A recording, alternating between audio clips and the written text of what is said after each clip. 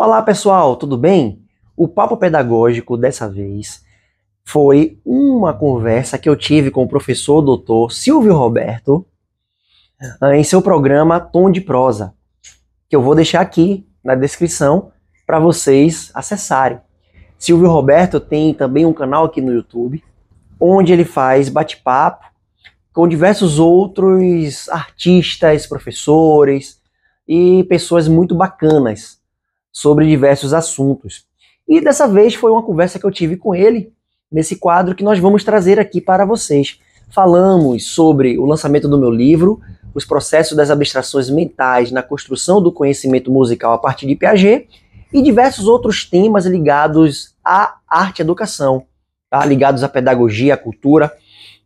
E eu espero que vocês gostem desse nosso bate-papo. Então, vamos lá para a conversa que eu tive com o professor Dr. Silvio Roberto, aqui no Papos Pedagógicos. Num instante seremos nós.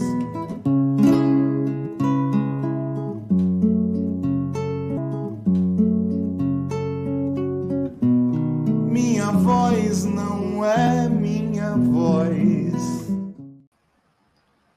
Olá, boa noite, pessoal. Estamos aqui hoje com mais um tom de prosa.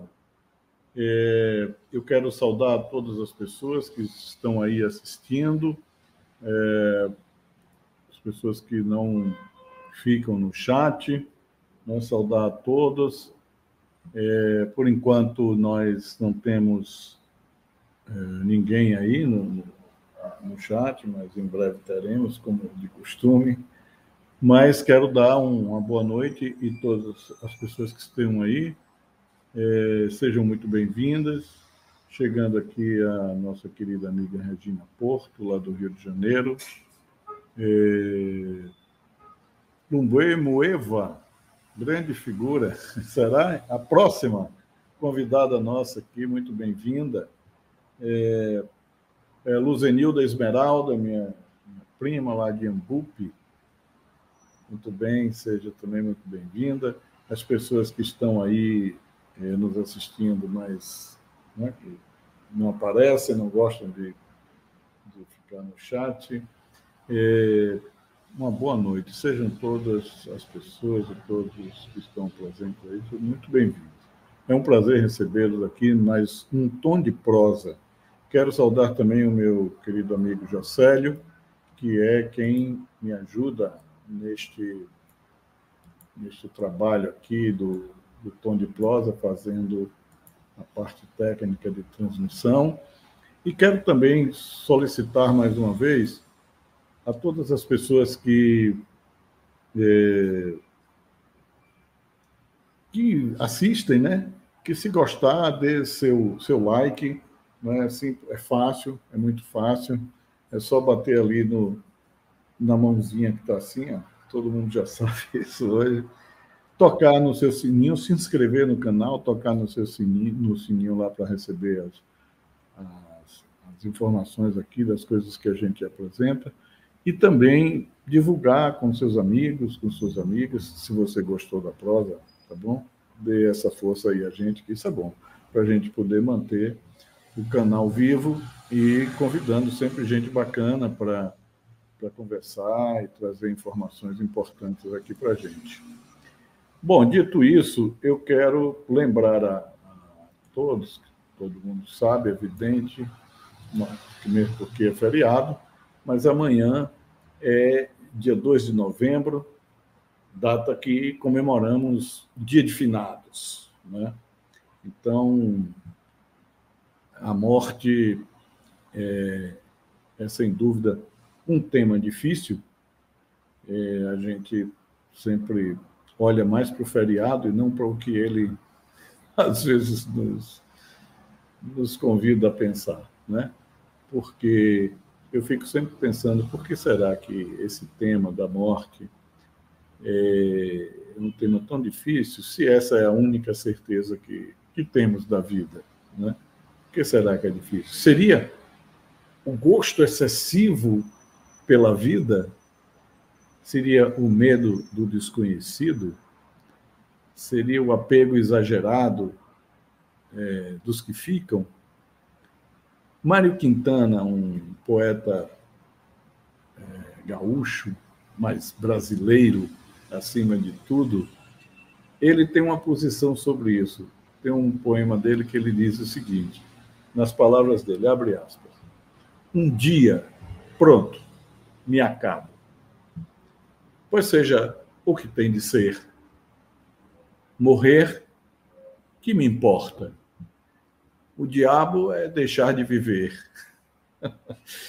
É o poeminha do Mário Quintana. E o Rubem Alves escreve também, é outro autor que escreveu bastante sobre essa questão da morte, etc. E tem um texto dele, embora seja muito longo, apesar de, por ser muito longo, aliás, eu fiz um pequeno recorte aqui do último parágrafo do texto, quando ele diz aqui, abre aspas, mais uma vez aqui, para o Rubem Alves dizer, dizem as escrituras sagradas o seguinte, aspas para o texto das escrituras, para tudo há o seu tempo, há tempo para nascer e tempo para morrer, fecha aspas.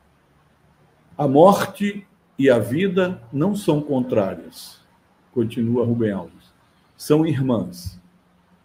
A reverência pela vida exige que sejamos sábios para permitir que a morte chegue quando a vida deseja ir.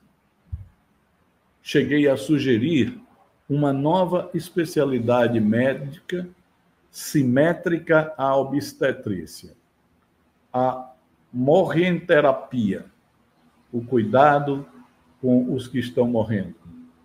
A missão da morrenterapia seria cuidar da vida que se prepara para partir. Cuidar para que ela seja mansa, sem dores e cercada de amigos, longe das UTIs.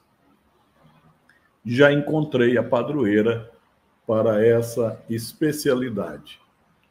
A Pietà, de Michelangelo, com um Cristo morto nos seus braços. Nos braços daquela mãe, o morrer deixa de causar medo. Fecha aspas para Rubem Alves. E aí eu peço a Jocélio que coloque essa imagem tão bela da Pietà aí para a gente admirar um pouquinho essa obra magnífica do Michelangelo.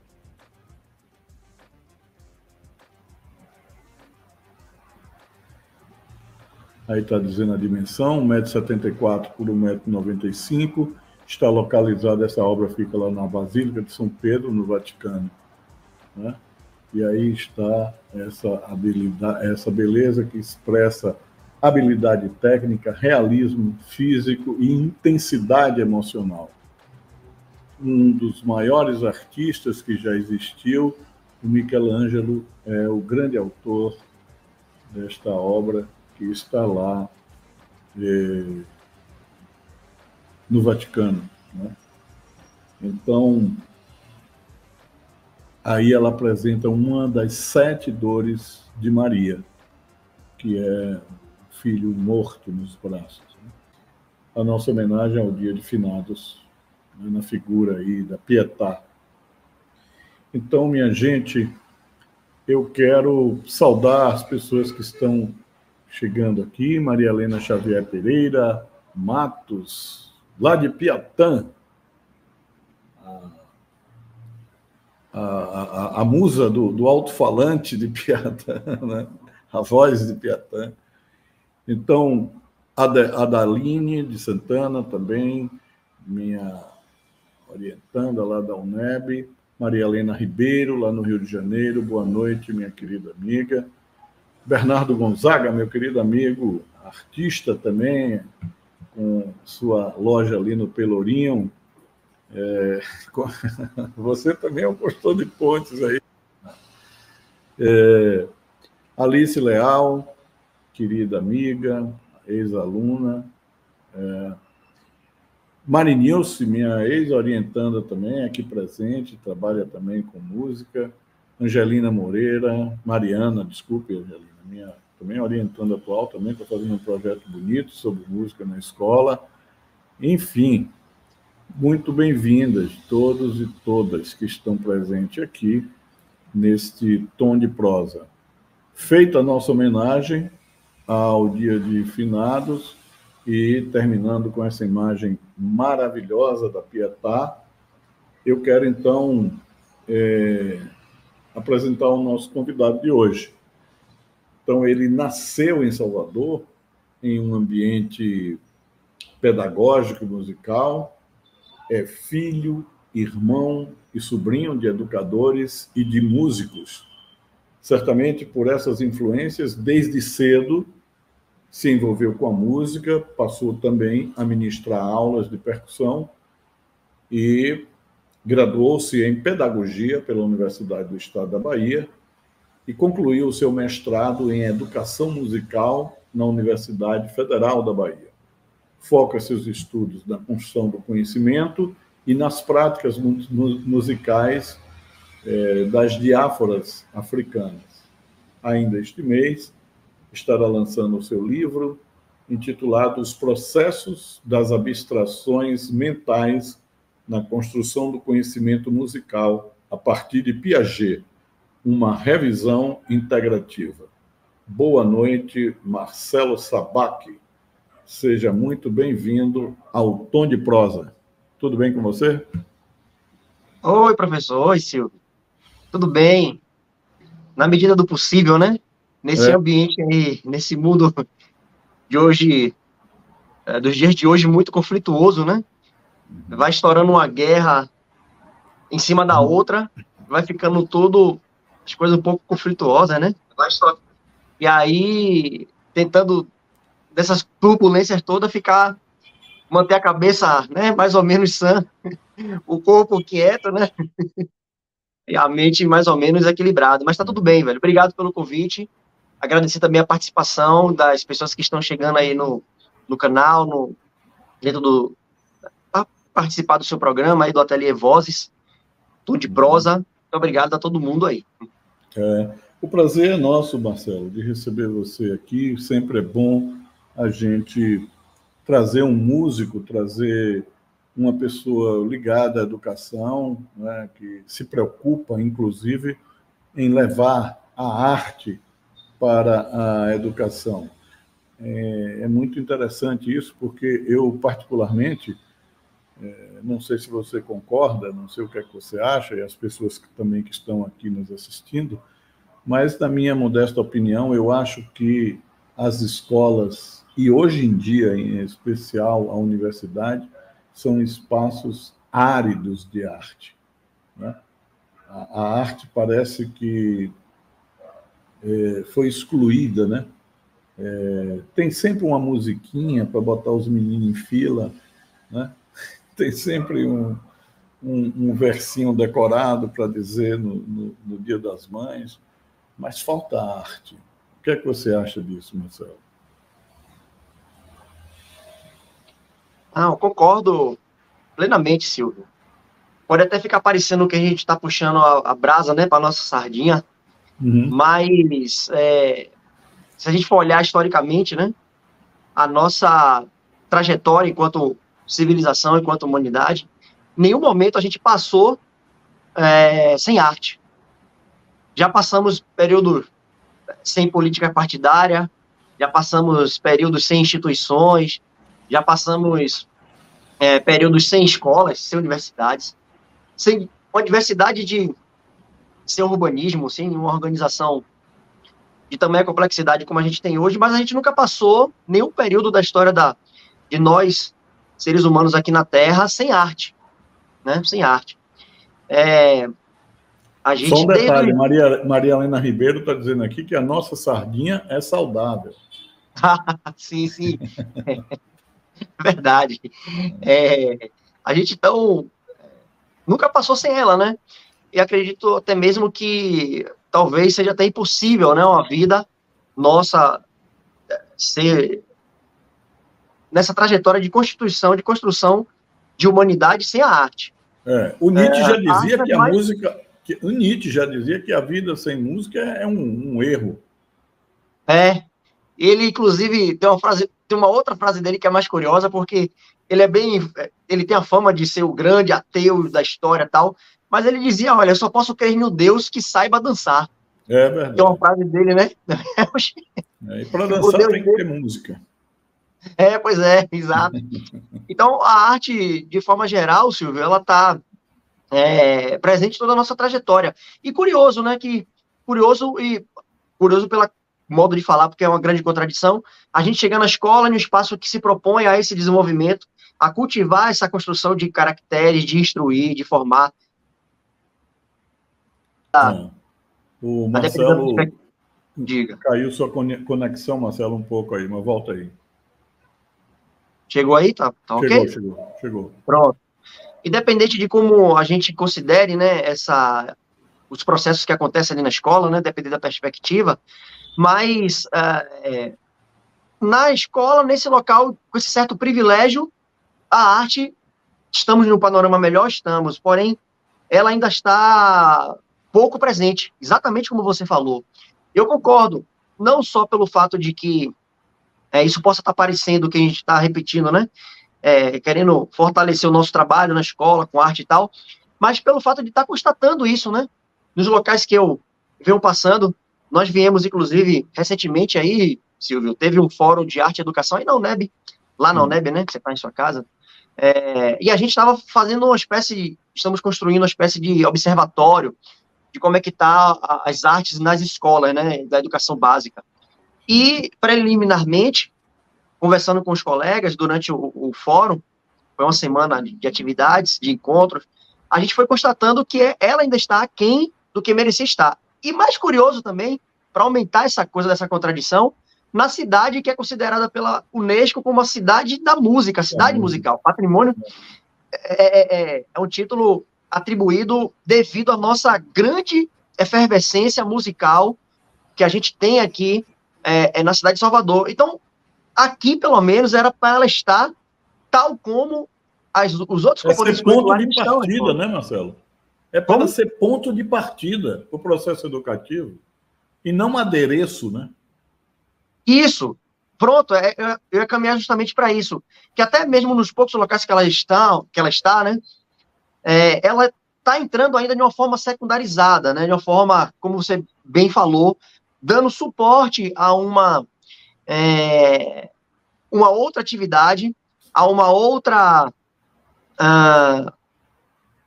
outro evento que esteja tendo na escola, no ambiente pedagógico, e não como a protagonista.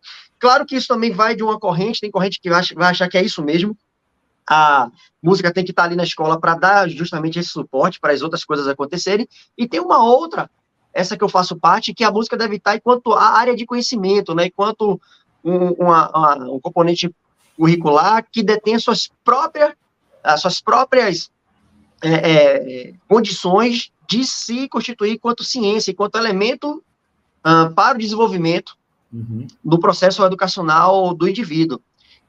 De qualquer forma, Silvia, ela ainda está aquém do que deveria. Porém, eu acho bacana, aí vou já parabenizar esse seu movimento, esse movimento que a gente vem fazendo, porque isso vai oferecendo contraponto, né? Vai criando uma resistência e vai dizendo cada vez mais, nem que seja um trabalho de formiguinha, que essa música, essa arte tem que ser vista e tem que estar presente de outra maneira na escola.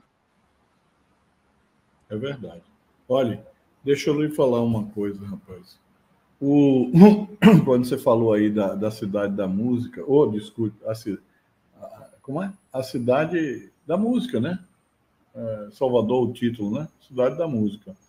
Aqui nós temos um museu, né? Que é a Cidade da Música, ali na Cidade Baixa, em frente ali ao Mercado Modelo, ao Elevador Lacerda, que conta a história da cidade de Salvador a partir da musicalidade de cada bairro. É uma maravilha, né? Você conhecer o bairro da Liberdade, da Barra, da Pituba, da Boca do Rio, da Federação, a partir da música que pulsa naquele bairro, a sonoridade, a identidade, eu diria até, a identidade sonora de cada um desses bairros, né? E isso é de uma riqueza enquanto material didático, enquanto fonte para o conhecimento maravilhosa. Podia isso aqui, as escolas estarem afinadas, transformar, inclusive, esse museu lá como centro de pesquisa, nessa perspectiva, principalmente que você trabalha como pedagogo, que essa perspectiva da pedagogia construtiva, né, que busca construir o conhecimento, né, que rompe com essa pedagogia da mera, como diria Paulo Freire, da educação bancária, da mera transmissão do conhecimento, né? E é impressionante porque isso não é feito. E mais, não é só nas escolas. A gente chega nos cursos de pedagogia, eu trabalho com curso de pedagogia, e aqui nós temos alunas do curso de pedagogia presentes na nossa live, que não conhecem, entendeu? Nem sabem, algumas pessoas nem sabem que existe isso na cidade, né? E, quer dizer, aí você está formando os professores que vão para a escola, entende? Quer dizer, como é que eu vou para a escola promover arte se eu não sou um fluidor, se eu não sou um consumidor da arte, um apreciador da arte? Como é que eu vou fazer arte dentro da escola, Marcelo? Me ensine. Se eu não tenho essa intimidade com as linguagens artísticas, não preciso saber cantar, tocar, esculpir, representar, né? Eu não preciso saber nada disso. Eu estou falando de apreciação da arte, né? De educação artística. Você colocou bem, né? Como é que a gente vai dar continuidade a essa perspectiva, assim, enquanto a gente, na nossa própria formação docente, na formação inicial docente, ainda está precarizado em relação a essas questões. Vale ressaltar também que a UNEB, vou pontuar isso, porque também acontece isso, né, Silvio? A gente, quando está lá, eu fui estudante de lá, fui seu aluno e tal, a gente, quando está dentro da universidade, principalmente da UNEB, foi por onde eu passei no curso de pedagogia, a gente enxerga um monte de problemas. Mas depois que você sai, que você vai andar por aí pelas escolas, se deparar com pessoas que vieram de outras faculdades e tal, você começa a ver que não é bem assim, que a universidade tem as suas lacunas, ok, bem verdade, mas ela está, no caso da UNEB especificamente, ela já começou a fazer um movimento muito legal, né? A gente tem lá na matriz curricular do curso de pedagogia algumas disciplinas que estão voltadas para isso. De um tempo para cá, a gente conseguiu reservar uma sala, que não é das melhores, claro, né? Mas uma sala de artes, a gente tem... Né, você viu, eu estava lá ontem, né? Pois, exato. A ideia daquela sala, inclusive, é que ela tenha uma... Foi assim na época, né, que estava se pensando, que ela tenha uma vedação acústica, que ela tenha os instrumentos, que ela possa ter os equipamentos de gravação, que ela possa ter um espaço, um mini palco. Foi o que estava na época se ventilando, quando ela foi construída, mas está andando. Então, a gente vai, daqui a um tempo, começar a ter uma minimização desse panorama que não está legal. Mas, sem dúvida, na nossa formação, e aí aproveitando já que a gente está com o público aí de colegas que estão aí nesse processo, se a nossa formação não passa por essas vivências, dificilmente a gente vai chegar na escola e, ao se deparar com a quantidade de barreiras, dificilmente a gente vai chegar lá para dar vazão a isso. Agora, eu também queria pontuar uma coisa aí, Silvio, que é um adendo no que você falou. A gente, poxa, não foi à toa que ganhou o título de Cidade da Música. Se ganhou porque realmente flui muita musicalidade aqui. Porém, a perspectiva que muitas vezes isso é uma desconstrução que eu venho fazendo enquanto meu trabalho pedagógico, que essa perspectiva artística que a gente cultiva aqui, ela está ainda sobre um viés de uma industrialização. Ela vem a partir de uma lógica industrial que a gente vai para a arte, para consumir a arte exclusivamente no lugar do entretenimento, da diversão. É ok, ela tem essa dimensão. Mas ela não tem, por exemplo, a gente não tem uma perspectiva que é da nossa matriz africana, da nossa ancestralidade africana, de ver a arte como um elemento formador de humanidade. A gente não vê ela como uma... Vou estar rolando as buzinas aí, porque eu estava lá eu ia fazer a live lá dentro, mas estava um calor danado, mesmo sendo de noite, hoje fez um sol. E hoje, esse horário não fica assim, mas por conta que amanhã é feriado, o trânsito, essa hora que já está tranquilo, hoje está intenso. Mas daqui a pouco melhora. Mas a gente, como músico, pode entender que essas buzinas são ondas sonoras que a gente pode transformá-la em música. Da perspectiva de Murray Schafer, sim, né? As paisagens sonoras, a gente pode, com certeza. Tem uma perspectiva bem legal da paisagem sonora sobre isso. Então, Silvio, essa matriz, essa ancestralidade africana, ela não vai pensar os eventos musicais, a nossa interação com a arte, apenas no lugar do entretenimento. Ela está no lugar de formação do indivíduo. Tanto sei que os diversos processos, inclusive dentro das escolas, lá das comunidades africanas, que a gente aprendeu pela lógica colonialista e precisa desconstruir, aprendeu que são propostas, metodologias, filosofias antigas, ultrapassadas ou até mesmo bárbaras, elas não deixam de colocar música nos processos de aprendizagem. Eu venho investigando e venho vendo, quando estou participando de algum processo com criança, com jovem, com adulto, alguma formação, eu sempre trago elementos do cotidiano lá de alguns países africanos e que diversos processos do dia a dia, a música está acontecendo. Tá? A música está entrando ali como, não é o artista que está ali se apresentando para as pessoas irem assistir, não. É uma pessoa que tem uma função social. O artista, ele é tão importante naquelas sociedades, como o médico, como o advogado, como o engenheiro. Não dá para se conceber uma sociedade sem a figura do artista, porque isso vai precarizar o desenvolvimento daquela comunidade. E a gente aqui, que deveria estar bebendo mais dessa ancestralidade, está muito dominado por uma lógica industrial, capitalista, bem consumista. Você vai lá consumir a arte, você vai pagar. Vai um monte de gente agora para o Afrofashion, e eu acho isso massa, tem que ir mesmo, por tudo que ele representa. Mas uma grande parte não está nem aí para nada do que ele representa. Está ali porque quer aproveitar para estar naquele métier, para estar ali naquele ambiente, para estar postando a sua foto lá na rede social e tal, e está curtindo a sua noite. Que ok, eu entendo. Mas, porém, eu acho isso pequeno para o que se proporciona, para o que a gente pode alcançar. Eu acho que a gente não vai perder o entretenimento, não vai perder a diversão, não vai perder a farra, não vai deixar de extravasar, mas a gente começar também a olhar a atividade artística mais livre dessa lógica que já está dominando a gente, que é essa lógica do consumo, a lógica mercantilista. Eu queria, a propósito disso que você está dizendo, eu queria falar de duas coisas. Antes, porém, eu vou saudar algumas pessoas que entraram aqui no decorrer da nossa conversa. Angelina Mariana, que eu já saudei. Angelina está trabalhando também, quer trabalhar com essa história da música na educação. E Lúcia Helena, boa noite. Paulo Ramos, meu amigo lá de Iambupe, conterrâneo, saudando a mim e a você também aqui. Januária Celestina, Joaquim Vicente, também meu amigo lá de Iambupe, um apreciador da música estritamente nordestina.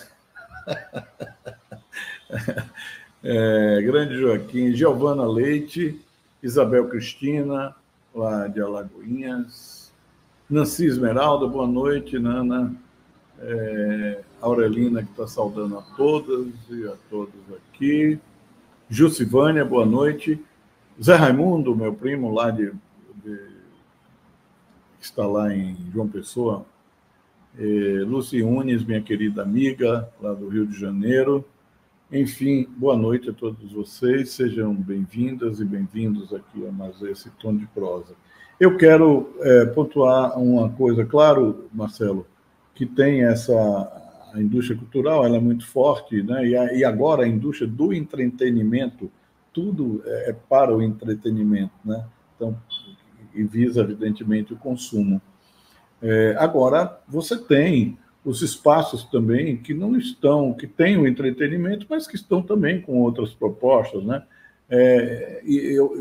Eu sinto que, depois da pandemia, as pessoas ficaram meio com a preguiça de também um pouco de retornar. O teatro, por exemplo, é um deles, né? Um desses espaços, e que eu convido as pessoas a olhar a programação aí das suas cidades, quem está aqui em Salvador, olhar a programação de Salvador, no teatro, que tem muita coisa boa, né?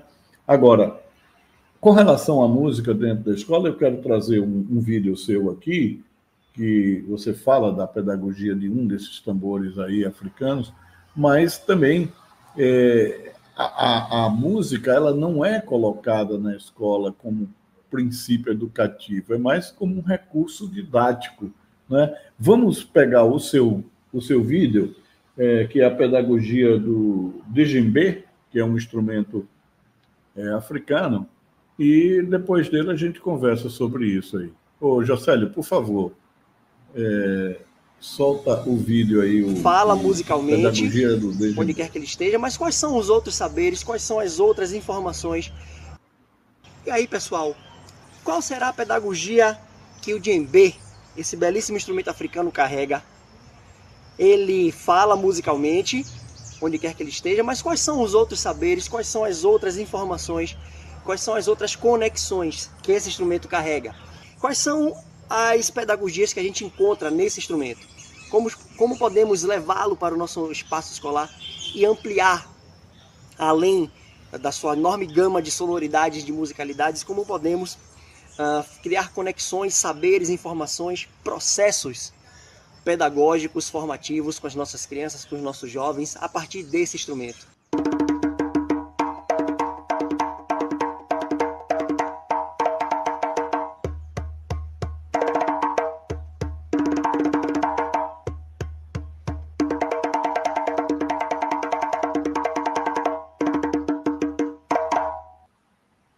Pronto. Então, veja bem, você está levando um instrumento e está falando da pedagogia que esse instrumento pode trazer, e aí você fala de processos, de conhecimentos, etc. Explique melhor, porque a gente não pode colocar o vídeo todo por questões aí de direitos autorais e tal, etc. Mas diga aí, explica aí para a gente. Ótimo. Qual é a diferença de você pegar um instrumento musical e falar da pedagogia e do conhecimento que esse instrumento pode produzir e de levar o instrumento simplesmente como um recurso didático para enfeitar uma sala ou para explicar que não sei aonde se usa aquele instrumento? Isso, ótimo, ótima pergunta. A gente abre aí uma porta, ou uma janela, uma porta, para mais uma palestra, mais um encontro desse aqui. Dá até para um seminário, porque tem muitas possibilidades aí. A pergunta é muito boa. Antes disso, só aproveitar que você colocou um vídeo aí. Esse vídeo está no canal de um projeto que a gente organiza aqui. E como a gente não vai ter tempo de falar tudo aqui, tem muito material lá relativo a isso no canal. As pessoas podem depois acessar para estar se inteirando mais. Mas vamos lá. Qual é a diferença de você pegar um instrumento desse como o djembe, que é um instrumento típico de uma cultura, de um povo da África, presente hoje no mundo inteiro? Sábado passado... Só um minuto, cuidado aí, porque nós temos uma congolesa nos assistindo aqui, fazendo parte do chat, viu? Ótimo. Música, ótimo. Musicistas. Ótimo, massa. Sábado agora, nós tivemos... aqui em Salvador, lá no MAN, a artista internacional, né, hoje internacional, está fazendo turnê lá de Gâmbia, Zona Zorbate, ou Zona Zorbate, como chamam, e o djembe estava lá presente, né, no trabalho dela. É um trabalho que eu gosto, inclusive no meu grupo a gente toca uma música do repertório dela, e esse djembe está presente hoje no mundo todo, né, que é um instrumento típico da cultura malinquê, do povo mandinga, de algumas regiões de lá da África, que vieram para cá junto com o cruel processo de escravização que a gente teve século XIX e XX. Qual é essa diferença de você pegar o instrumento e colocar lá, ou até mesmo tocar, ensinar as crianças a tocar, ou você falar de uma pedagogia que pode estar por trás daquele instrumento? O djembe, ele não está ali não é apenas um instrumento que vai ser colocado no grupo para se fazer a festa, para tocar, para soar. Existe todo um conjunto de saberes que são agregados na hora que você pega o instrumento para tocar. Por exemplo, a madeira que você vai cortar, o período do ano que você vai cortar essa madeira, a pessoa que vai fazer esse corte, As etapas, que ele é manufaturado até hoje, desde até onde eu pesquisei, do século XIII para cá, é manufaturado. Existe a indústria já tentou se apropriar disso para fazer isso industrialmente já, mas a gente tem a manufatura até hoje, feita lá na África, em outros locais, tal como se fazia desde o século XIII para cá. As pessoas que vão passar por esses processos de manufatura até o instrumento ficar pronto. A maneira de você talhar o instrumento para que ele tenha uma projeção sonora maior ou menor. O tamanho que você vai dar daquele aro, o tamanho que você vai dar de comprimento, de altura daquele instrumento. O momento em que ele vai tocar determinado tipo de frase. O momento em que ele vai fazer uma base, o momento em que ele vai fazer um solo, o momento em que ele vai fazer uma chamada. O momento em que ele vai estar presente em uma manifestação e na outra não. O momento em que uma pessoa vai poder tocar ele, fazer determinados toques e a outra não. Só que eu já linkei, sei lá, uns 7, 8 elementos que a gente pode destrinchar, só partindo desse instrumento, a gente pode destrinchar para discutir sobre isso, para criar uma pedagogia sobre isso. Vou dar um exemplo, vou pegar um elemento desse. O corte da madeira, tá? Nem toda madeira vai servir para você fazer o djembe. Geralmente eles procuram uma madeira como o lengue, que é uma árvore que encontrada com uma certa facilidade nessas regiões da África, do oeste africano, nos países lá como Mali, Guiné, e você não vai cortar ela em qualquer lugar. Você vai cortar ela em um ponto que o seu interior, que essa madeira ela é escavada, né, por dentro, o seu interior esteja propício para resistir à montagem, à manufatura das próximas etapas. E quem sabe isso é uma pessoa, um artesão, até um luthier de percussão, que aprendeu esses conhecimentos pela via da oralidade, foi passado dos seus ancestrais, hereditariamente até chegar nele, e que ele vai passando para quem está chegando e se interessa em fazer. Então, só aí você já tem um processo pedagógico. Como se você quiser também associar o conteúdo mais tradicional, você vai ter conteúdos aí do campo da geografia, Isso. Da geometria, por exemplo. Né? Isso. Se você quiser forçar mais a barra, até da física, porque você exatamente. Sonoridade, etc. Tem exato. Eu vou comprovar exatamente isso que você falou na prática, porque eu não estou com o instrumento aqui agora, que eu também nem tinha planejado tanto falar da musicalidade africana, senão eu teria trazido. Tem talho que ele é feito verticalmente, de cima para baixo. Tem talho dentro do instrumento que ele é feito em espiral. O talho, quando é de cima para baixo, é um tipo de instrumento que geralmente não é direcionado para o solista. Ele é mais direcionado para o músico que vai fazer a base no conjunto. Sim. Porque o outro que é talhado em espiral é para o som fazer assim, ó, para pegar uma corrente de ar, que ela vai, porque a boca começa grande e vai se afunilando, né? É para ela pegar um redemoinho de ar e projetar o som para longe. Esse som precisa ser projetado para longe porque o djembe tem uma função também como comunicacional. Existem certos processos que ocorrem desde lá de século XIII ou até antes para cá, que processos iniciáticos, por exemplo, que determinado tipo de toque, determinado tipo de ritmo, precisa ser ouvido na outra comunidade, na outra aldeia, para que as pessoas saibam que, opa, vai haver agora ali um processo de iniciação. E se eu tenho alguém na minha comunidade que vai ser iniciado, destinado a ser o próximo líder comunitário, o próximo griot, ou o próximo de befola, né, que é o tocador de djembe, ele sabe que naquela região que está se ouvindo aquele som, vai haver um processo de inicialização.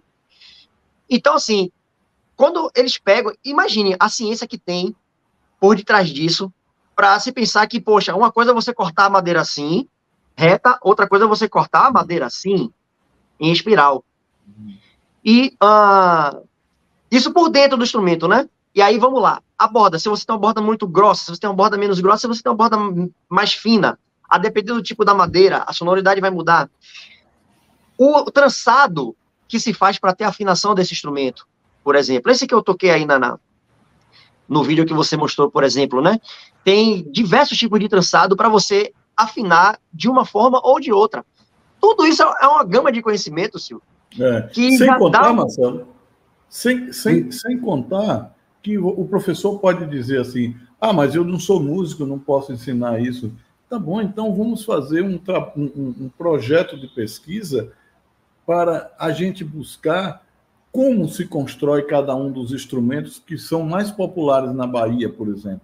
De onde eles vêm, não é? Como se constrói, por que aquele som, os timbaus são todos iguais, os atabaques são todos iguais, entendeu? Como é a sonoridade de cada... Ou seja, você tem possibilidades imensas de trabalhar com pesquisa, com produção de conhecimento, com música, como um campo do conhecimento, e não simplesmente como aquilo, como um elemento que impulsiona a indústria do entretenimento, não é?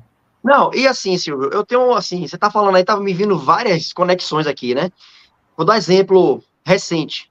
Eu estou trabalhando desde setembro, como eu tenho um foco nessa musicalidade de matriz africana e tal, eu venho trabalhando com essa pedagogia que geralmente as pessoas dão ênfase no mês de novembro, por conta do mês da consciência negra. Eu já começo um pouquinho antes.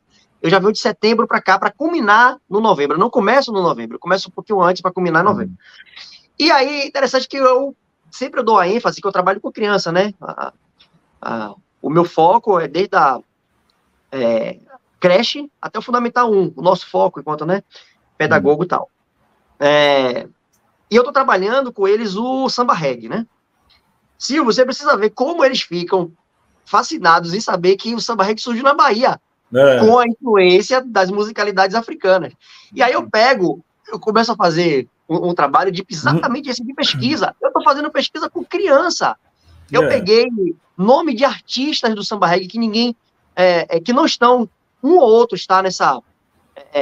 Neguinho do Samba, por exemplo. Exato. Só o criador. Eu já pego os instrumentos, Pelourinho, olha quanta coisa da atrelada ao samba reggae. Geografia, porque eu tenho o local onde ele surgiu, o estado, tem o Pelourinho, que tem toda os seus significados que estão ali atrelados. Eu falo daquele lugar, falo do que foi aquilo no passado. Tudo isso disparado pelo tema gerador samba reggae. Eu falo 2 instrumentos. Eu falo por que a banda mais famosa, uma das bandas percussivas mais famosas do mundo, que é o Olodum, que fica aqui em Salvador, nossa, por que ela usa aquelas 3 cores, aquelas 4 cores, o amarelo, o vermelho, o verde e o preto, que não é à toa. Ela poderia usar qualquer cor. Por que aquelas cores estão ali? O que é o panafricanismo que vem por detrás daquelas cores? E depois a gente vai tocar os ritmos. Eu vou pegar as crianças, eu não sei como é essa questão de direitos autorais, senão eu te mandava os vídeos para você ver eles tocando samba reggae lá. Vou falar dos artistas, aí eu vou pegar as músicas. Quando você pega as músicas, por exemplo, quando você pega uma que a gente está trabalhando com a turma, Protesto Olodum, que vai trazer uma problemática social que desde lá da década de, se eu não me engano, final de 80 para 90, de 90 para cá, até hoje permanece, quando a letra começa a dizer assim, força e pudor, liberdade ao povo do Pelô. Por que liberdade ao povo do Pelô? Mãe que é mãe, no parto sente dor e lá vou eu. A AIDS explodiu, a AIDS explodiu, esse terror já domina o Brasil. O que foi isso? Ele nem sabe o que é isso de AIDS, nada disso. E mas, isso você está falando no aspecto da letra, né? Isso você está falando do aspecto da letra. Você está falando com quem? Com o Além aí? Tá falando com o Além? Não, chegou a pessoa aqui na porta. Pensei que você estava falando com o Além. Ela veio pegar um negócio aqui. Mas isso você está falando, Marcelo, do ponto de vista da letra, não é? Mas existe toda uma exploração rítmica, etc. Como eu quero mostrar aqui, nesse segundo vídeo seu, que você trabalha com algumas frases, né? Seu microfone está ligado, tá ligado. Isso. Então, você trabalha com algumas frases. Então, eu quero pedir a Jocélio para mostrar aqui, porque a gente não tem frase só em texto em cima de um ritmo escrito, não. Tem frase musical. Olá, pessoal. Vamos continuar com o nosso estudo dos improvisos, das frases para o djembe. Vamos fazer uma frase em um compasso e dobrar essa frase no compasso seguinte em cima de um ritmo. 1, 2, 3.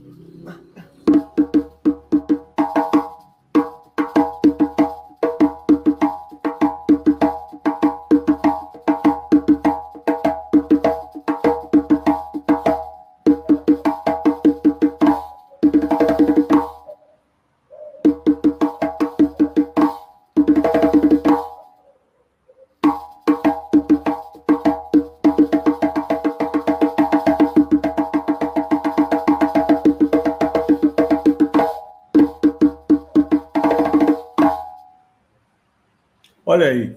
Aí eu quero trazer um aspecto que, como tal qual, quando você fala aí das frases, uma frase ela precisa estar dentro de uma sintaxe, ela precisa estar dentro de um ritmo, né? Ela precisa ter coerência e ter coesão, né? Rítmica, argumentativa, sonora, etc. Isso exige aí na música também, não? Mesma coisa do texto escrito. Perfeito, Silvio, perfeito.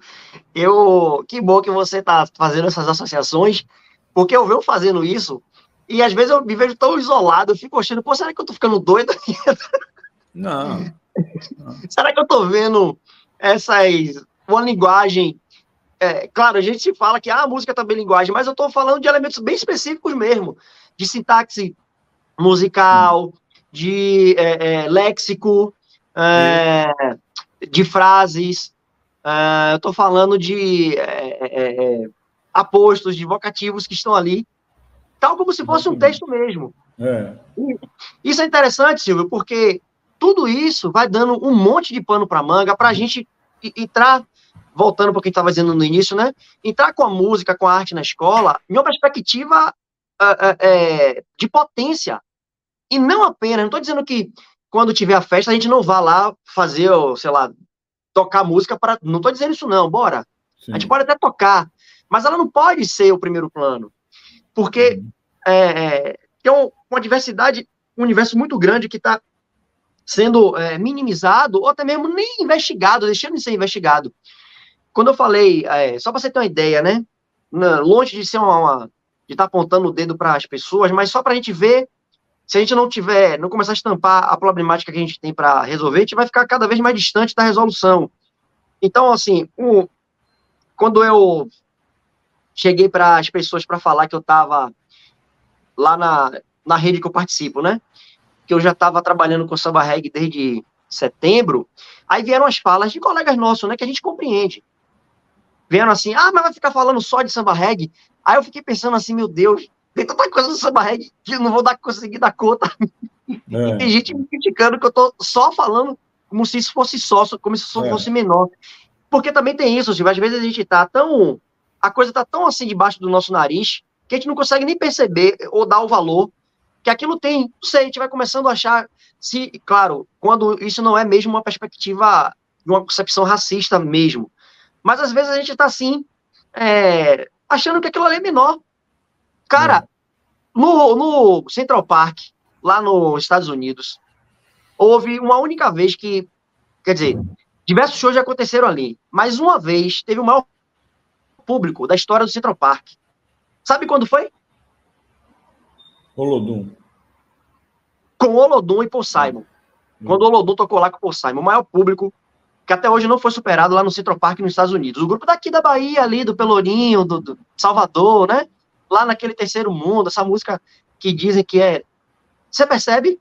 E o engraçado, Marcelo, é que o Paul Simon não chama Olodum e fica lá na sua grandeza, esperando que o Olodum vá reverenciar ele. Ele veio aqui reverenciar Olodum e entendeu que aquilo para ele levar para a música dele, né?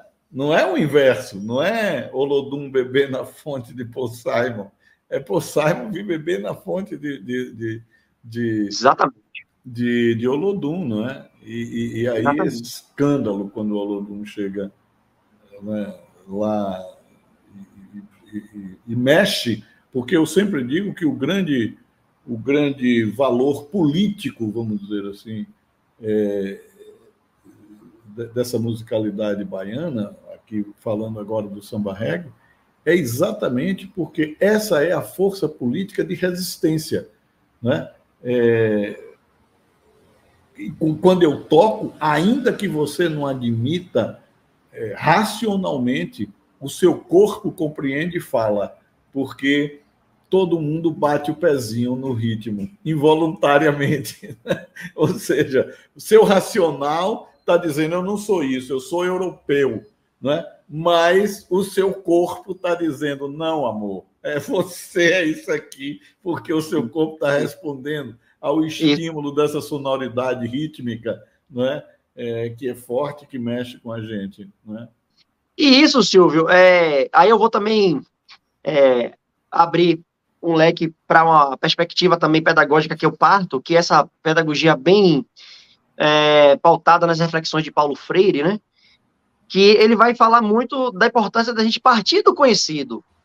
Para você chegar no desconhecido, você deve partir do conhecido, e isso é massa, velho. Quando você toca uma música que as crianças ouvem na rua dela, porque a gente na escola pública, a gente está trabalhando com a periferia, com aquela criança preta e pobre, de condição social muito precarizada pela nossa estrutura dessa sociedade perversa e pautada na lógica racista, que ela vai ter muita dificuldade de acessar outra coisa que esteja muito mais distante. Ela vai acessar, claro, aquilo que é bem local dela. E por isso eu acho uma sabedoria massa de Paulo Freire, quando ele chega e fala isso. Gente, vamos partir do local, porque você cria uma afetividade. Você cria uma afetividade. E valoriza, o cotidiano, a vida cotidiana ali de cada um dessas crianças. Não, é isso. Eu estou trabalhando desde setembro, estou entrando agora no último mês desse eixo temático que é o samba reggae, e agora a gente vai ter as apresentações lá na escola, e estou super feliz, porque as crianças participaram, quando eu pego os instrumentos, elas adoram, e tocam, e sabem fazer a levada do repique, e eu praticamente, às vezes, só estou ali organizando o arranjo, porque ensinar o ritmo, muitas vezes elas já sabem, tem criança que já chega tocando, já chega fazendo a levada do repique, da marcação, eu só vou ali organizando o arranjo, vou pegando, acrescentando as informações, a gente vai fazendo um momento de aprendizado muito bacana. E isso, claro, né, porque a gente está nessa perspectiva de colocar a música na escola como campo de conhecimento, não apenas ali para dar o suporte, e eu enfrento uma briga horrível, Silvio. Horrível nesse sentido, porque tem muita escola que quer me puxar para a exclusividade, né, principalmente na rede privada. Eu fico, às vezes, tão refém que ou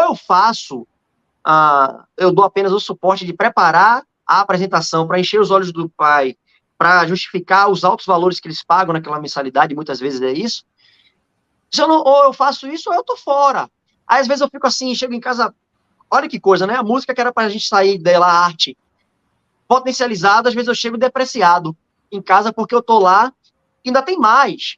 Com esse movimento crescente de... como é que eu posso rotular isso? Porque até é delicado falar, mas o movimento que a gente veio vivendo,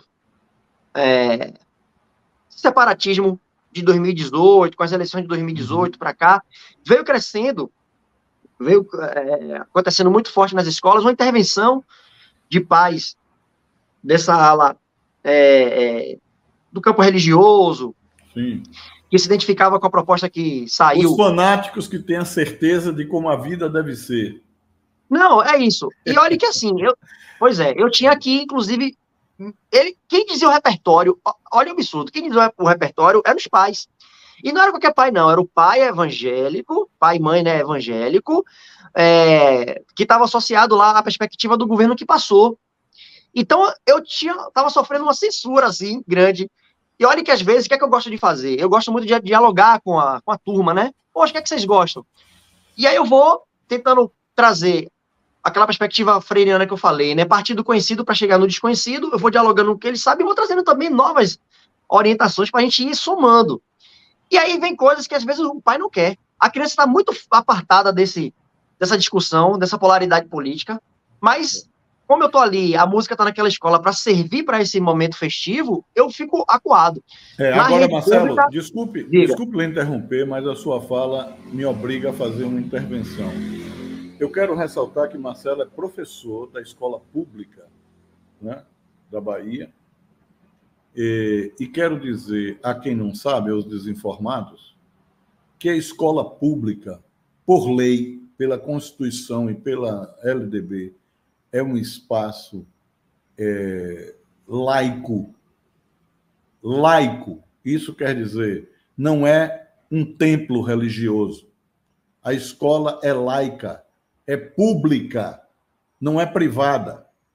Quem quer defender seus princípios religiosos dentro de uma escola, bote numa escola religiosa, não é na escola pública. A escola pública é lugar do povo, é lugar de todos.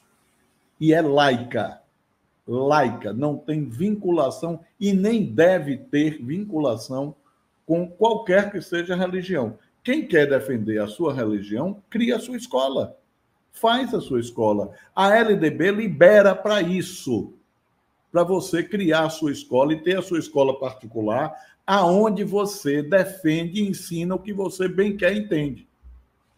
Agora, a escola pública não é espaço para isso. A escola pública é lugar da produção do conhecimento científico,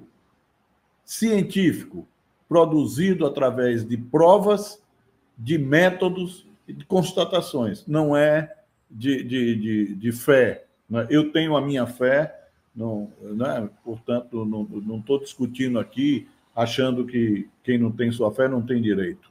Né? Tem o direito, sim. Agora, tem o direito de botar na escola que comungue com a sua fé. Se você vai para a escola pública, as pessoas têm que entender, aceitar, respeitar, discutir, pensar, refletir, compreender a cultura do seu povo.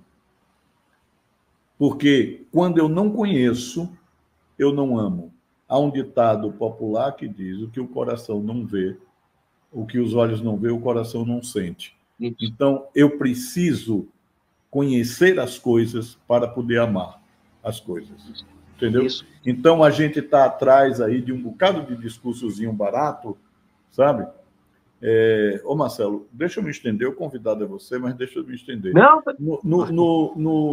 No São João de Iambupe, eu fiz uma brincadeira contando umas mentiras lá sobre as ruas de Iambupe, meio para brincar um pouco com a história oficial, sabe?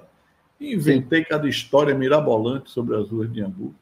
E as pessoas vieram me parabenizar. Que aula de história você deu. No outro dia, o rapaz lá da rádio me convidou, eu fui para a rádio e as pessoas ligando. Que aula de história você deu sobre as ruas de Iambupe. Numa bagunça que a gente faz lá e tal, etc., né? Pelas ruas da cidade no dia de São João.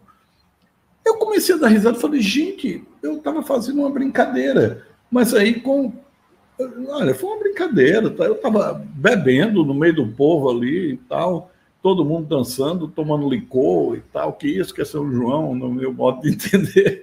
Então, eu fiz as brincadeiras. Agora, já que você está falando nisso, vocês estão me parabenizando, eu fico aqui pensando, eu no meio de uma farra, fazendo uma brincadeira, todo mundo acreditou, eu fico imaginando o que pode um padre, um pastor, um professor, um político, um pai de família, ele inventa o que ele quiser e convence o outro. Né? Basta você ter isso aqui de credibilidade. Então, é como se alguém fosse dizer, Silvio é professor da universidade, está sabendo o que é que está dizendo. Eu, no meio de uma esculhambação, imagine se eu falo sério. Se eu chego num púlpito de uma igreja e começo a dizer que a música baiana está ligada ao demônio, é coisa do cão. Entende, Marcelo? Quer dizer, isso é muito perigoso, cara. Agora, eu ainda quero insistir nessa coisa, dessa aula que você está dando sobre percussão, porque a gente vai falar do seu livro. Mas eu quero trazer aqui mais um videozinho curto, que são 5 ideias de solo, para as pessoas entenderem que a percussão também faz solo, não faz só a cama rítmica, né? Mas o acompanhamento, mas também faz solo. Por favor, Jocélio, joga aí esse vídeo, que são as 5 ideias de solo aqui que o Marcelo traz para a gente aprender.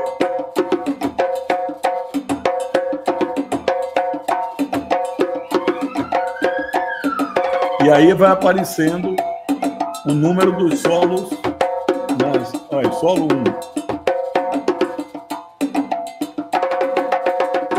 1. Solo 2.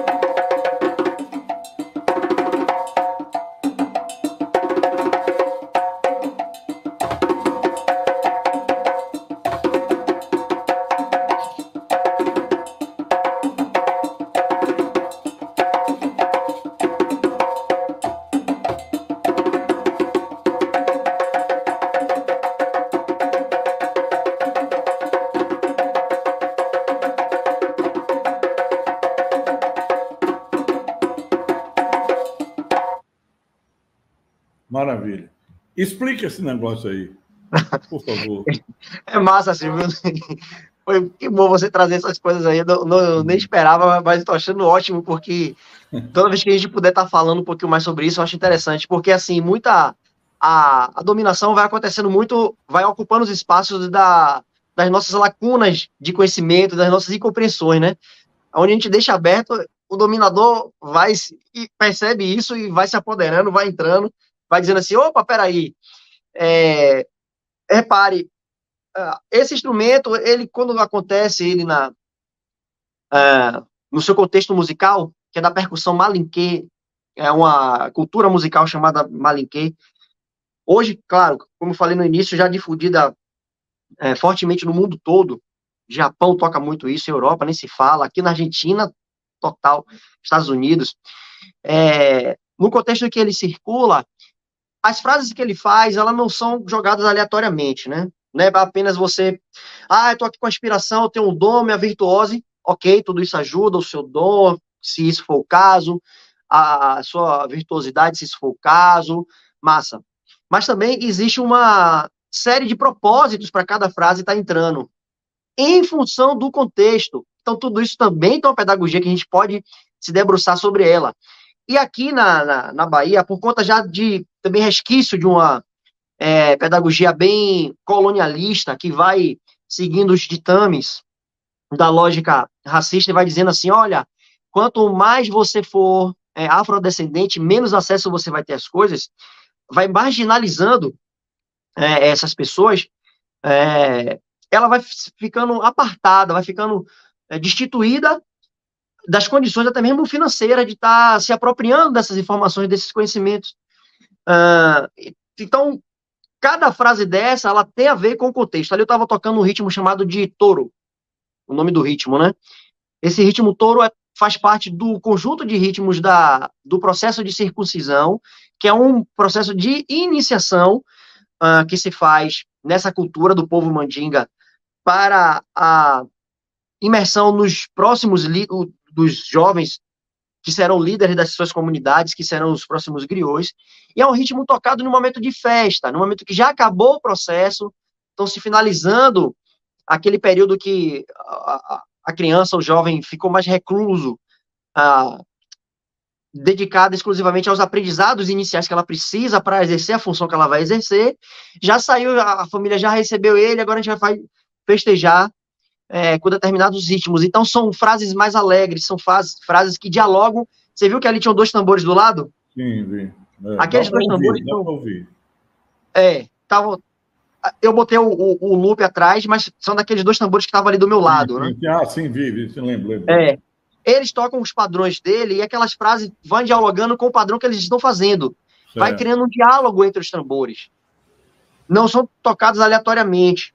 Então, isso tem a ver, inclusive, com a abstração mental que eu vou falar lá no livro, né? Eu não faço uma especificação à música africana, nem a nenhum outro tipo de música, falo apenas do processo, mas isso tem a ver com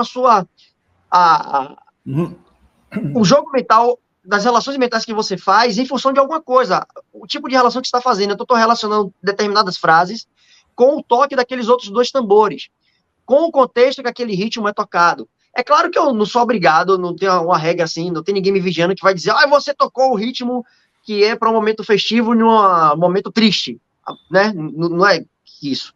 Mas quanto mais a gente vai se apropriando, como eu falei no início da fala, a gente vai se apropriando de certos conhecimentos, a gente vai criando resistência frente à dominação, frente a essa, ainda mais hoje em dia, né, nesse campo minado de disputa de narrativa que a gente vem vivendo, que qualquer flecha que ela acha alguma lacuna sua, ela se apropria e vai te dominando, vai levando você para fazer coisas que depois você olha assim, caramba, como é que eu que venho pregando durante muito tempo isso, fui lá, apertei 17, apertei 22, não estou entendendo o que tá...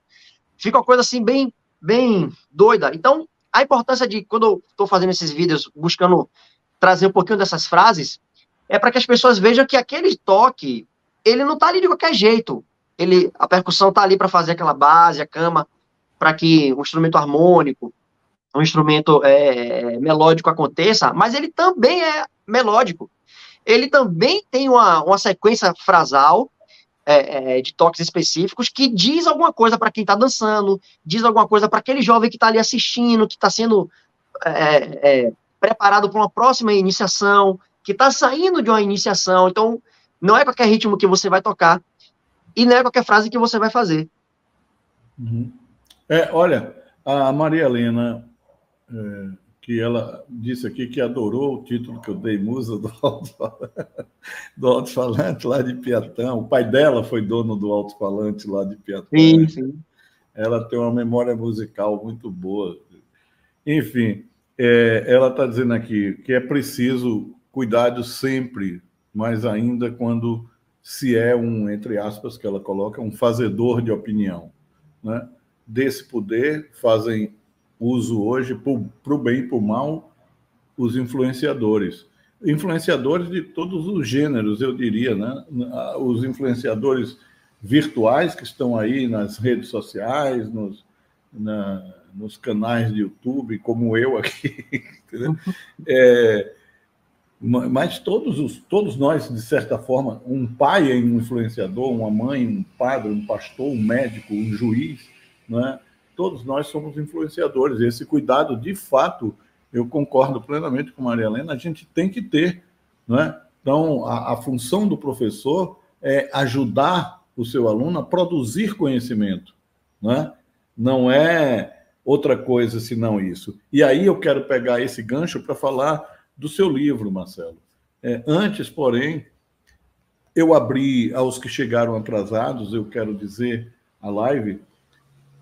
Dilza, minha amiga, muito bem-vinda e tal. Quero dizer que eu comecei fazendo uma homenagem ao Dia de Finados, que é amanhã, vamos todos comemorar e tal, e falei um texto aqui do Mário Quintana, um texto do Rubem Alves, e me esqueci de dizer, já ansioso para trazer Marcelo, eu esqueci de dizer que há esse livro aqui, da Ana Cláudia Quintana Arantes, A Morte é um Dia que Vale a Pena Viver.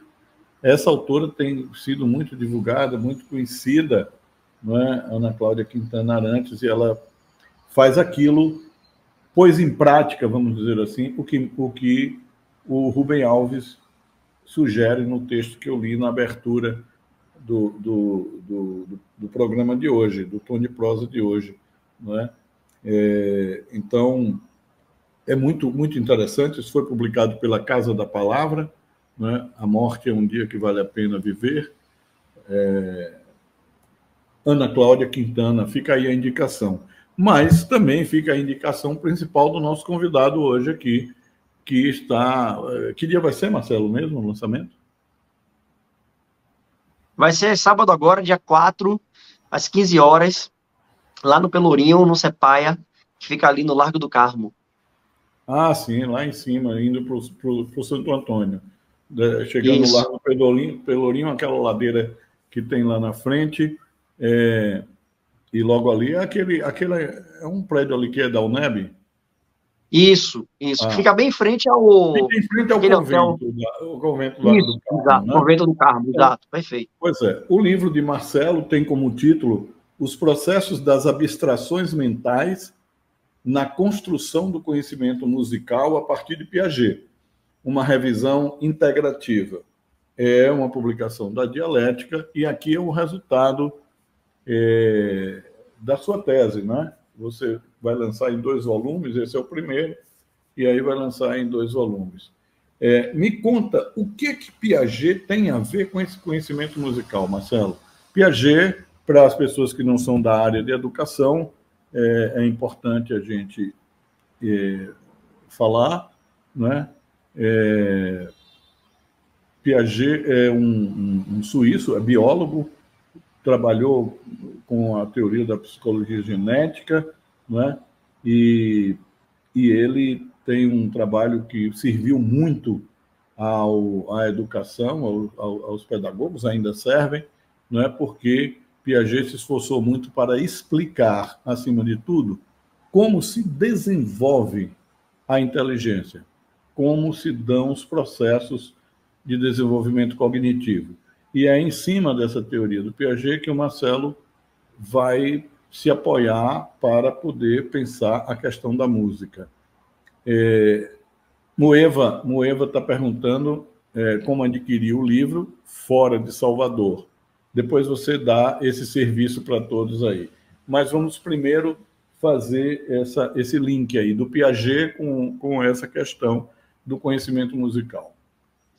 Ótimo, perfeito, Silvio. Boa questão para a gente começar assim. Antes de também fazer um preâmbulozinho, esse livro aí, né, ele tem também um quê seu, né?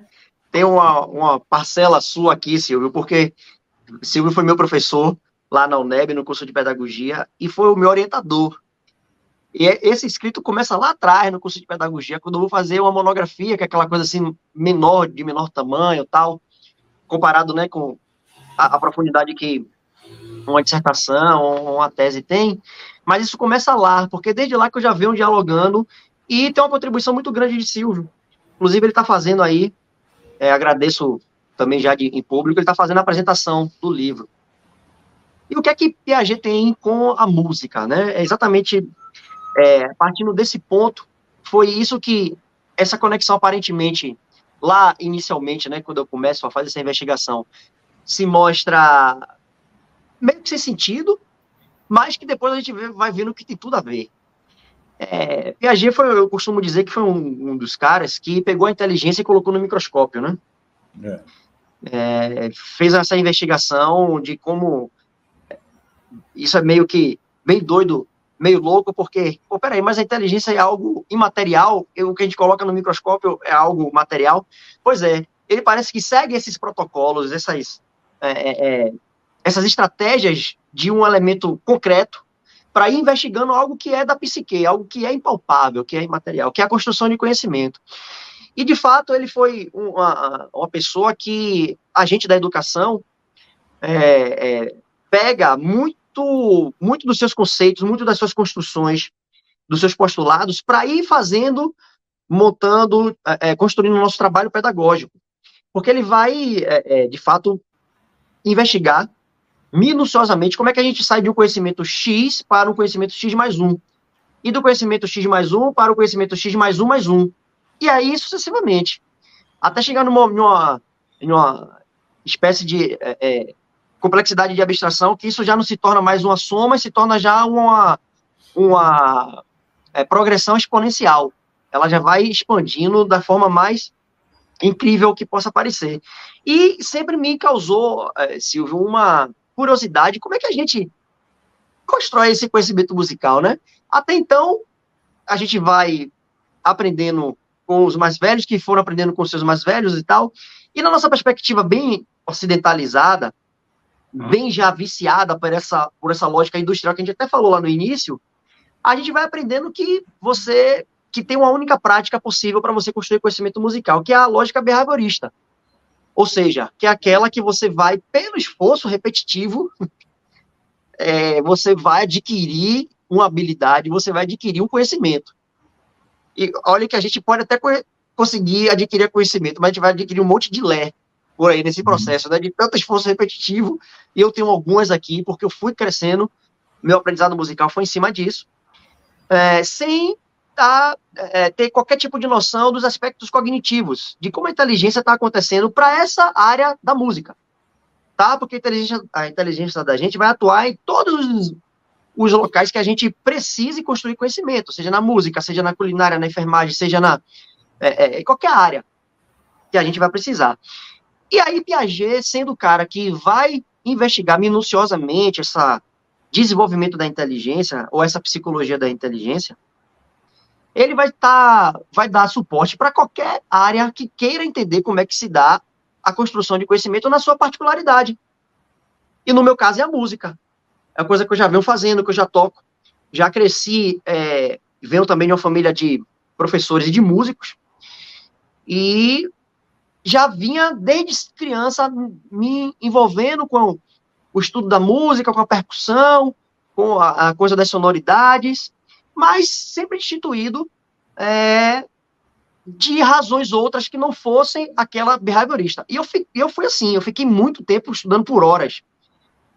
Não estou dizendo que isso é nulo, não é nulo, mas eu hoje acho que tem algo mais potente, que é a perspectiva construtivista, que Piaget é o grande criador dessa perspectiva.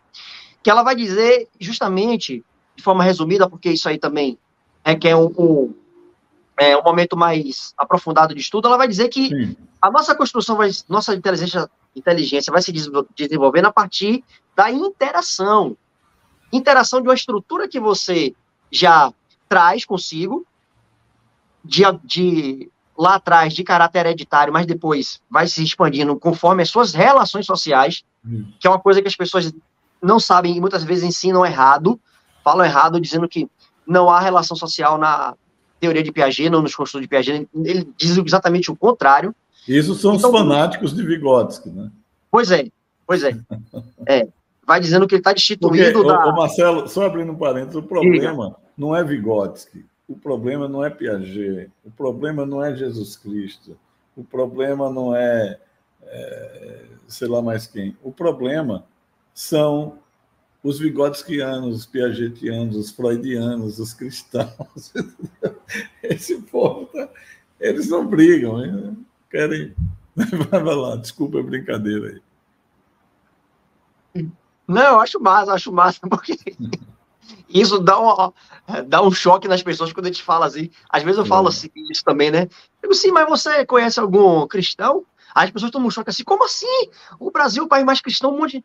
Não, eu tô falando algum cristão mesmo. Porque eu, por exemplo, eu conheço mais capoeirista do que cristão. Aí eu explico, né? O capoeirista, ele sabe cantar as músicas, ele se veste como capoeirista, ele tá o tempo todo representando a capoeira ali. Já os cristãos, você raramente vê representando a perspectiva de Jesus. Mas o que acontece? A gente vai pegando as estruturas que a gente tem, sejam elas de caráter hereditário ou essas vindas das relações sociais, e diante de um conhecimento novo, de um desafio, a gente vai interagindo.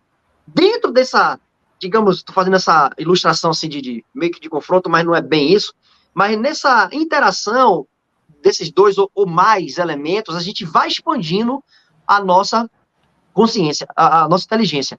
E é importante dizer, Silvio, que por Piaget vir da biologia, isso é um grande, para mim, algo que me fascina. Imagine você ver um biólogo que está lidando com o mundo concreto, né? Com os elementos da natureza, tudo que é bem concreto. E você vai olhar para aquilo que é da psique, que você não pega. Você não pega na inteligência. Você não pega na cognição. Você não pega no raciocínio lógico. Então, é mais fácil alguém que já vem nessa perspectiva, que vem da psicologia, da psiquiatria, mesmo da filosofia, lidar com isso que é o abstrato. Mas Piaget, sabe o que Piaget fazia quando ele era criança, quando ele estava começando a estudar biologia? Ele pegava os caracóis de um lago, de uma praia que tinha onda, tirava, ó a cabeça, isso, eu estou falando de Piaget com em torno de 12, 13 anos. Ele pegava esse caracol, que o caracol tem aquele visgo, né? Ele tirava dali e levava para um lago calmo e prendia lá na pedra, onde a água não tem a onda, e fazia o contrário. Tirava o caramujo, o caracol lá da pedra do lago calmo e levava para uma praia que tinha onda. E ele ficava observando, ser assim, só com uma hipótese na cabeça, né? E aí ele começava a ver que ia tendo certas adaptações daqueles organismos em função do meio. Então, o que estava no lago calmo passava a criar o rusgo maior para ficar mais aderido, porque a onda, senão, a onda batia, levava e já era. E aquele que estava na praia, que estava lá no lago calmo, começava a afinar a sua casca, porque não precisava mais ter uma casca resistente. Então, ou seja, esse processo de adaptação em função da demanda externa foi algo que Piaget começou a levar para a inteligência, supor que assim, olha, não é apenas você repetir ou recompensar aquele esforço por algum meio que você vai construir o conhecimento, não. Você vai construir também a partir da interação do que você tem, isso eles chamam de esquema, digamos, uma condição cognitiva que a gente tem hoje, essa nossa aqui, a minha, sua, por exemplo, né? A gente está querendo falar japonês. Vou dar um exemplo, eu e você. A gente já tem os nossos esquemas, ou seja, a nossa condição cognitiva. E a gente vai se deparar com outros esquemas novos, que é a língua de um idioma, de um tronco linguístico longe do nosso tronco latino. Isso vai ser um desafio enorme, já que a gente vai, por alguma necessidade, ou por uma demanda pessoal, ou por um trabalho, seja lá o que for, a gente quer aprender aquele idioma, então a gente vai se relacionar com esse novo esquema. Vai haver uma interação entre os nossos esquemas e aquele desafio, aquela informação nova, aquele conhecimento que está chegando. Isso vai provocar uma modificação da nossa cognição para que ela dê conta daquele novo idioma, daquela nova estrutura de conhecimento que está chegando. E depois de alguns processos, e aí o cara vai lá e explica cada detalhe desse processo. É um trabalho assim, o cara é meio pirado, não sei não, viu? Porque ele vai nas minúcias.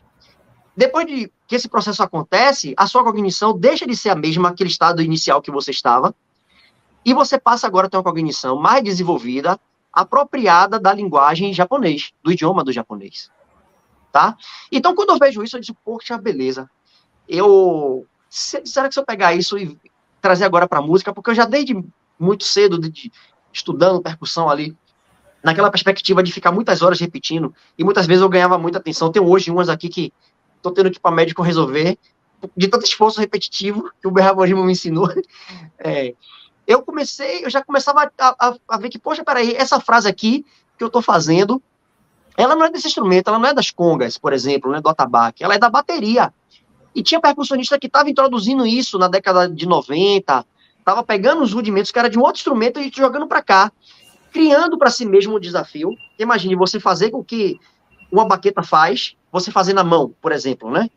Ou vou pegar um outro instrumento, você pegar um violão, um cara que toca samba, um cara que veio lá de um grupo de samba de roda, e começa a pegar umas frases que é do jazz, por exemplo, de uma outra linguagem ou de outro contexto léxico musical, e começar a ver que, poxa, como é que eu posso pegar aquela frase e colocar na métrica do samba? Esse desafio vai promover novas construções de conhecimento. E aí eu vou pegar as minúcias que Piaget está trazendo, algumas delas, tá? Fazer um parêntese aqui, porque o trabalho de Piaget é muito vasto. É até difícil você, no tempo curto, compreender, porque como ele também tem isso, né? Ele nunca se preocupou em escrever para a educação, a gente da educação que vai até ele, mas ele não, a preocupação dele nunca foi essa.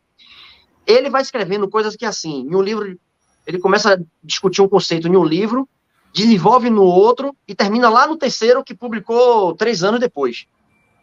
E são em torno de 72 livros, 200 artigos. É uma produção muito vasta. Então, cada uma dessas minúcias ele vai descrevendo ao longo dessa obra. Como eu não tive a condição ainda de chegar nem na metade... mas você trabalhou com 100 e tantos artigos, não? Pronto, aí eu vou chegar lá, né?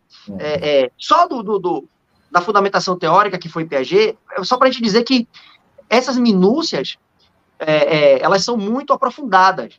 E o pouco que eu vi delas já me deu subsídio de bacana para ver que, caramba, a gente constrói conhecimento não só repetindo o tempo todo aquele mesmo exercício, repetindo o mesmo tempo todo mas dando tempo para os nossos esquemas mentais se reorganizarem após serem desequilibrados por um evento externo, ou por um evento interno que você criou, que até então era inédito para você. Aquelas frases, para tentar ser mais prático possível, aquelas 5 frases que eu coloquei lá, elas são frases que se toca... Aquelas que você tocou lá no instrumento. Isso, aquelas 5 lá. Elas são as mesmas frases que o pessoal faz há centenas de anos? Não. Elas são frases que eu criei, mas baseada em uma lógica do ritmo touro. Tá? Que, a depender do ritmo que você esteja tocando, você tem mais ou menos um direcionamento das frases. Mas aquelas foram as que eu criei. E eu estou trazendo aquelas ideias para que as pessoas partam dela e construam os seus próprios esquemas, suas próprias frases. Isso tudo é um trabalho, né, de investigação. É um trabalho pedagógico que você faz. E eu, particularmente, acho massa. Porque a gente vai se desenvolvendo. É legal a gente você se perceber nesse processo de construção de conhecimento, que está suscetível a qualquer pessoa.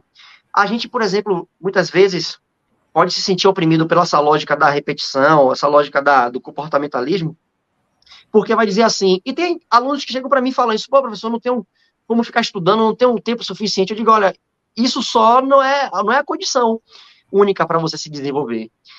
O que, da perspectiva que eu parto, você precisa ser desafiado com um desequilíbrio mental e deixar a sua própria cognição fazer um trabalho que já é dela, que já é orgânico dela. Que são os conceitos que Piaget trabalha para a construção do conhecimento. O desequilíbrio, né? Isso, depois isso. O aprimoramento, não, o aperfeiçoamento, não, como é o segundo, que eu esqueci agora? Que vem A depois acomodação. A acomodação é o último, né?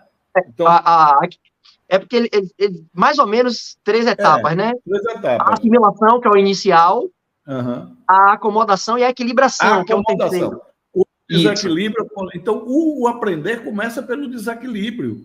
Isso, então, exato. Se eu tenho uma verdade e trago para dentro da sala de aula, eu preciso lhe desequilibrar para você poder. Não é lhe convencer, não é querendo fazer convencimento ideológico, político, cultural, não sei o quê.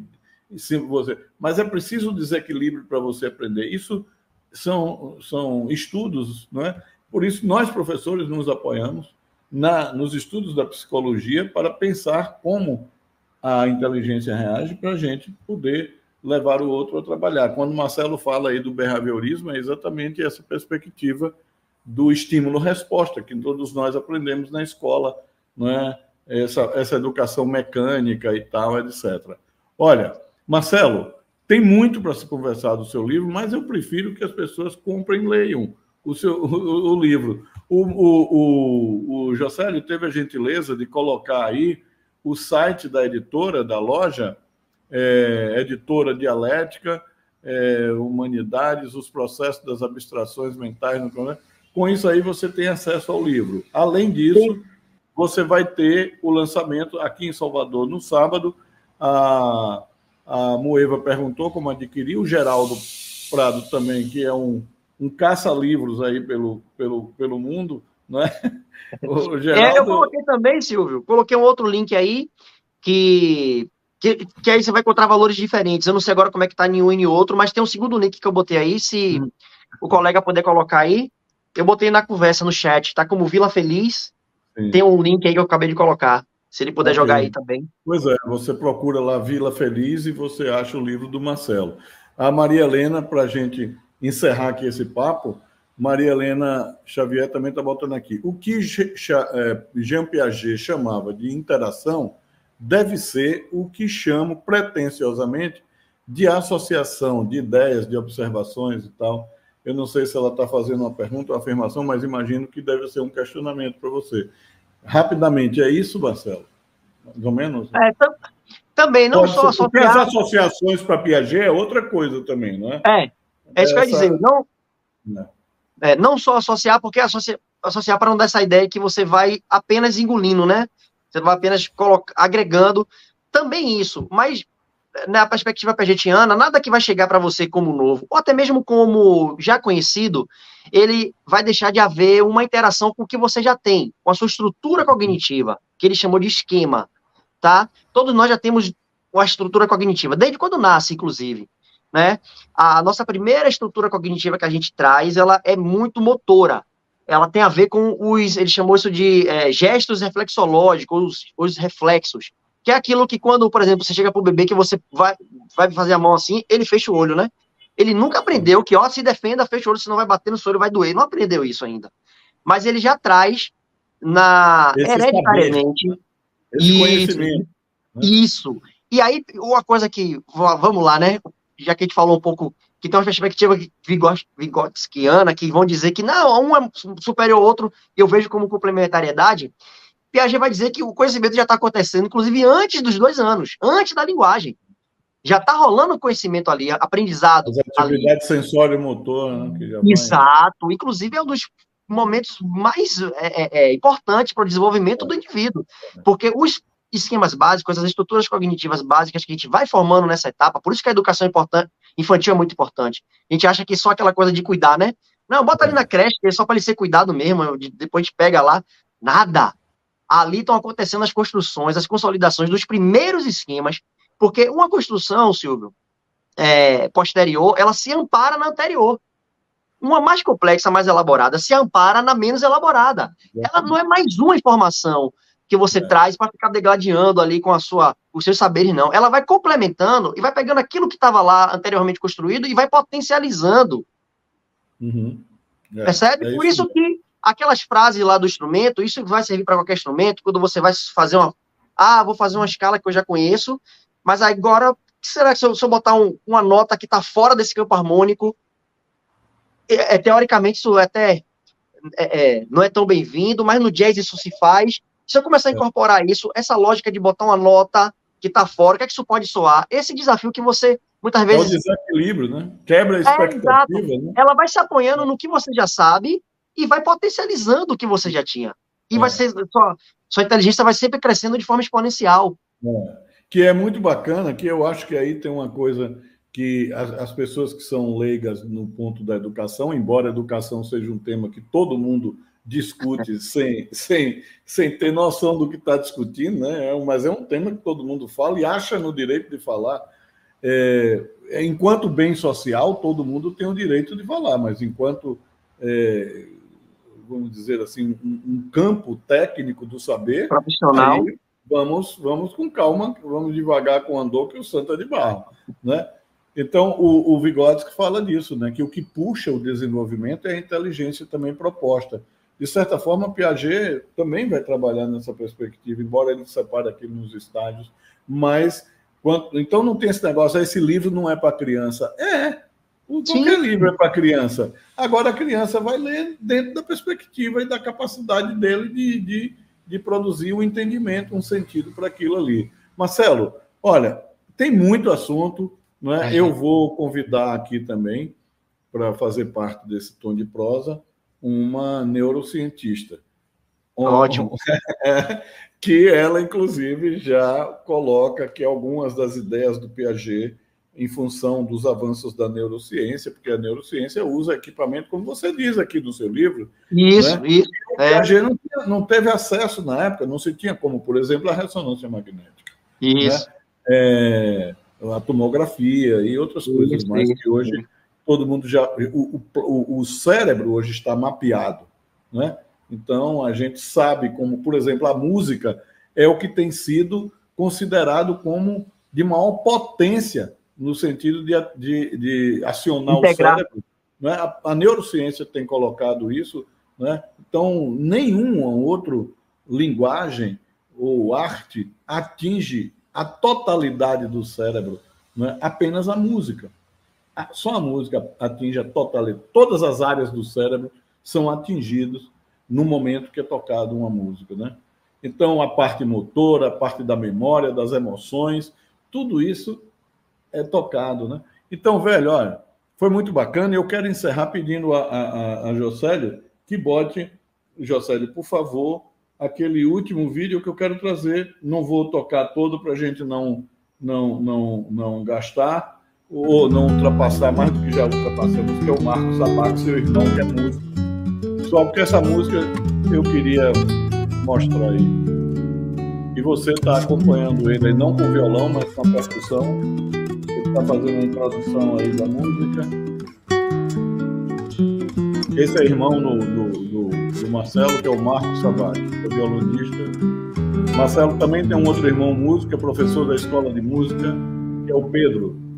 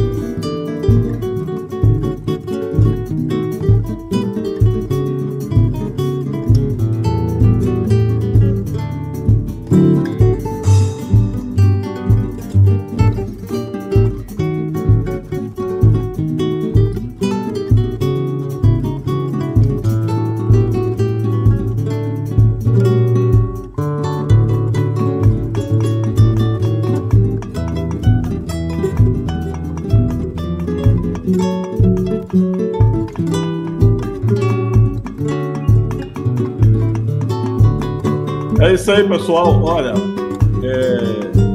no dia 4, sábado, portanto, Marcelo, você estará lançando esse seu livro, Processos das Abstrações Mentais na Construção do Conhecimento Musical, a partir de Piaget, uma revisão integrativa, que isso é um conceito metodológico que depois a gente pode até conversar no segundo, quando sair o segundo volume, que vai ser lá no Carmo, em frente à Igreja do Carmo, lá no Pelourinho, frente ao Convento da Ordem Terceira. E como é o nome do local, por favor? E é o horário? Será às 15 horas, em um lugar, em uma unidade, uma extensão da UNEB que chama-se CEPAIA, que é o Núcleo de Estudos das Perspectivas, os saberes ameríndios, né, e africanos, de matriz africana e de matriz dos povos nativos.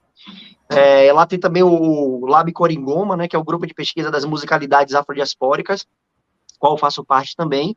Então a gente vai estar lá nesse espaço às 15 horas, falando um pouquinho mais do livro e fazendo esse lançamento. Convido a todos e todas que vocês possam ir, e se não puder ir, que replique aí nas suas redes, né, para que as pessoas possam estar prestigiando e a gente possa estar divulgando e fortalecendo essa perspectiva, não de uma arte apenas para o entretenimento, ou a arte extremamente cientificizada, né, cientificada, não, mas algo que faz parte do nosso desenvolvimento, faz parte da gente enquanto ser humano. E a gente que está envolvido em processos pedagógicos, processos educacionais, também está aí um subsídio mais para a gente potencializar os nossos saberes. É isso. Ok. Marcelo, muito obrigado. Foi uma honra estar com você aqui, uma alegria muito grande revê-lo e saber que você está lançando o seu livro, muito merecidamente. Você é um cara muito esforçado, você é um cara dedicado, sensível à questão da educação, da arte, tem um trabalho bonito nessa Vila Feliz, lá onde você reúne crianças para dar banca gratuitamente, com crianças que não têm condições de pagar uma banca, e você faz isso com a sua competência pedagógica, com a sua sensibilidade artística. Muito bem, parabéns pelo seu trabalho, e agradeço muito a sua presença, como agradeço a presença de todas as pessoas que estiveram aqui conosco até esse horário, tanto no chat como as pessoas que estão aí assistindo. Muito obrigado, muito boa noite. Silvio.